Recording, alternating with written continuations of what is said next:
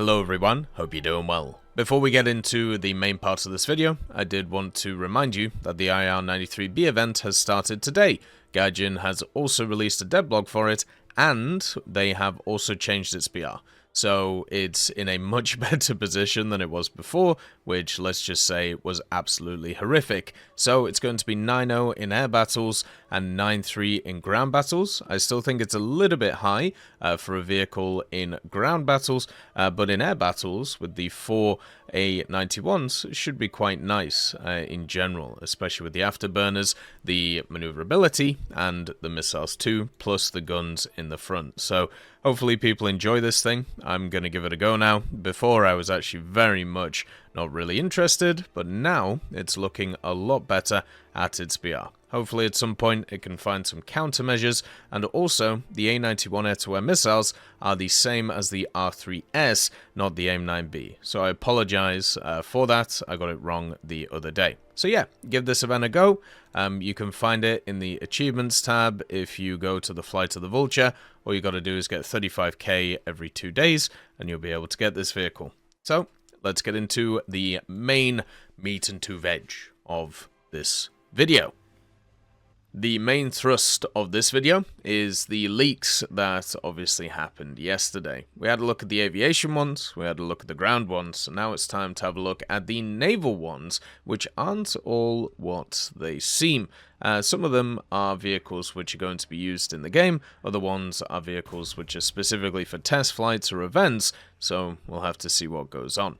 The first vehicle will make a lot of people happy. It is the USS Maryland, or the BB-46. This is a battleship from America. It's part of the Colorado-class battleships, and the main difference between this one and many of the other machines in the American tech tree right now is the Maryland has access to 16-inch guns. One of the problems with the American battleships in War Thunder is they all have 14-inch guns, meaning that they are massively outgunned by their competition, which are using 15s, 14.5, 16s, all of these different sizes. So this is a big step up in terms of caliber for the Americans. It has 8 of these 16-inch guns set in dual mounts, 2 on the front, 2 on the back. It also has access to some 5-inch guns as well, which are dotted around it, and some 3 inches as well. This thing also did get a refit and also some repairs during its service, so we could see a different variant of it, maybe with a different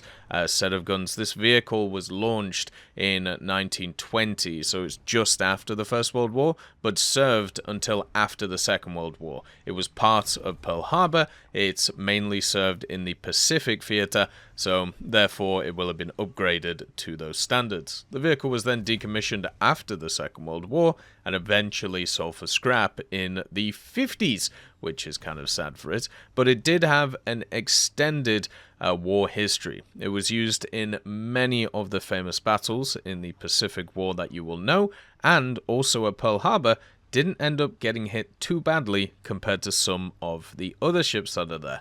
The belt itself is 13.5 inches, which will be really nice, and also should just have the standard armor that many of these battleships have. But as I said, the main thing is the armament. The armament is so much better than all of the other American machines, and it's a step towards American dominance now in the battlecruiser battleship area, which will eventually come when we get some of the larger battleships added.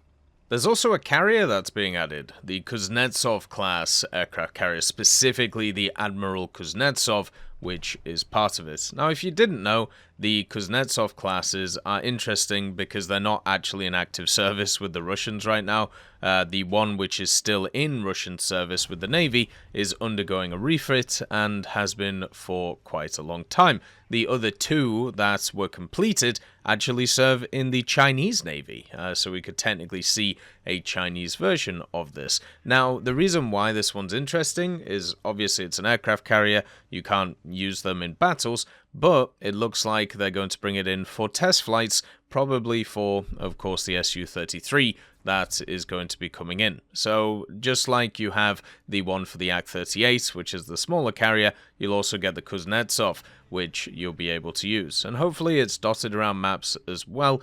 This vehicle does have quite a ridiculous armament on it compared to a lot of other machines that we have in the game. It was built in the 80s and has been commissioned since the 90s, even though it's obviously out of service right now for the Russians. It is in service for the Chinese, and it has all the anti-ship missiles, it has all of the CIWS mounts, it has all of those general types of things to keep it going. It can carry a lot of aircraft, and obviously it'll be really cool to see stuff like the Su-33 launched off of it, and even maybe some other vehicles at some point, such as some new helicopters like the K-27, which would be really nice. So yeah, this is just an additional model which will go along with the other modern carriers, but won't really feature in the game unless you enjoy the test flights.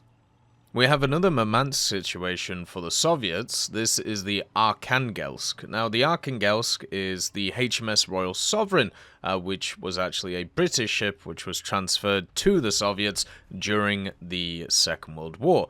But what the Royal Sovereign is it's a revenge class, which was built during the First World War. This vehicle had access to the 4 twin 15-inch mounts, also had the 6 inches and the 3 inches, and of course some torpedo tubes on top of that too. It's a standard revenge class, and the vehicle itself was transferred not after the Second World War, but during the Second World War to the Soviet Navy. It actually has kind of an interesting story, because basically the Soviets were worried that the Italians would not complete their promise to give them war reparations after, of course, the armistice was signed, and therefore the Soviets got access to the Royal Sovereign just to tide them over before they got the war reparations. And basically the Giulio Cesare was transferred to the Soviet Black Sea Fleet in 1949, and then what ended up happening was the Royal Sovereign was then transferred back into British service, but the problem was the ship was in a really bad condition after the Soviets had used it for several years,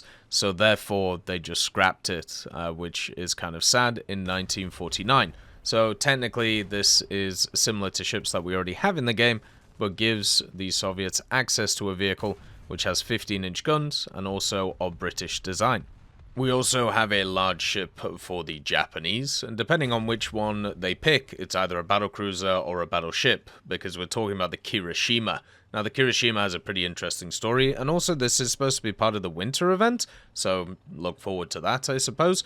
The Kirishima started off as a battlecruiser. It's part of the Congo class, but then it was reclassified later on as a battleship after refits in the 1920s. This vehicle was from before the First World War. It was actually launched in 1913, but then commissioned in 1915, and didn't really survive too long in the Second World War after being sunk in the Battle of Guadalcanal. This vehicle has access to the 14-inch guns, so basically 4 dual sets. It has the 6-inch guns and some of the 127s on it too, to keep it around. But depending on which one they decide to pick, there could be 2 different variants of the Kirishima. You could have the pre-kind of refit and post-refit, which would be really cool. They changed a lot of stuff. They rebuilt the superstructure, they changed the engine setup, they also added float planes to it. It's quite a large difference from the setup. So overall, it's one of those which I think should be really nice to see in the game. But at the same time, it is just another very high BR event vehicle for the Japanese. And I feel like they've already got a few, so this would just be an extra one on top of that 6770 area.